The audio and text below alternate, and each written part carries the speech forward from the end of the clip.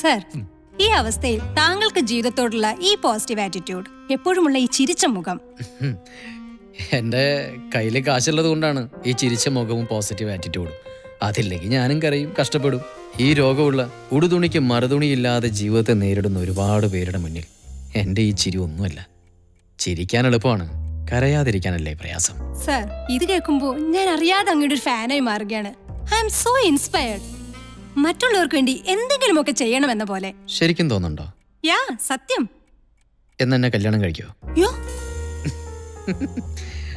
എന്നാ എന്നെ വേണ്ട.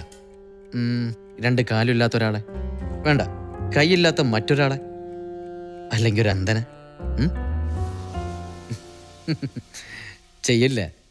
നമ്മുടെയൊക്കെ സഹതാപത്തിന് 10 മിനിറ്റേ ആയുസുള്ളൂ. ഈ ഷൂട്ട് കഴിഞ്ഞ് ഇവിടുന്ന് ഇറങ്ങി അടുത്ത കോഫി ഡേയിൽ പോയി കാമുകനുമൊത്തൊരു കാപ്പി കുടിക്കുന്നതേ ഉള്ളൂ ഈ ഇൻസ്പിറേഷനൊക്കെ.